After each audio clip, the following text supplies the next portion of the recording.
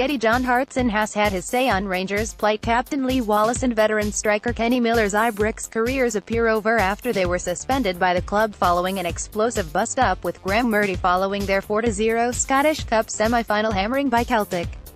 There were other displays of dissent towards the manager during the match.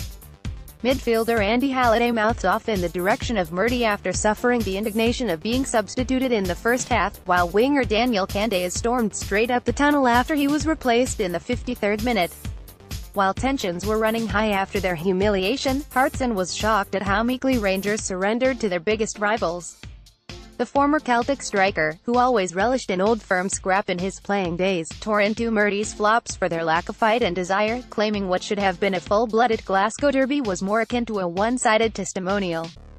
Reuters. Rangers endured a miserable time of it against Celtic on Sunday. Rangers were battered. It could have been 7 or 8. It's an old firm game. It was embarrassing. John Hartson said. Rangers were battered. It could have been 7 or 8. It's an old firm game. It was embarrassing. They showed no desire. They didn't get close to them. They didn't even close down. It was as if they were in awe. They were just sitting back. Rangers beat Celtic on penalties a couple of years ago when Ronnie Deila was the manager, and they never let Celtic settle for 1 second. From the first whistle they were right in their faces, up against them. They showed everything that day. Hard work, commitment, and they got the result. There was none of that at the weekend.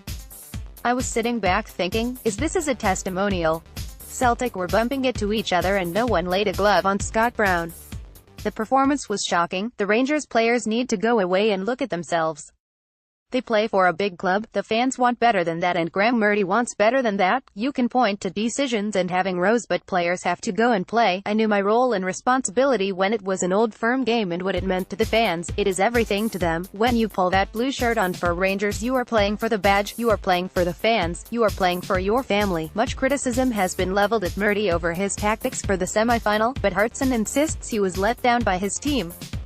The Welshman said, they showed nothing and they've got a lot to answer for. It's easy to point the blame at Murty and say he's inexperienced and picked the wrong team, but that's nonsense. It's the players.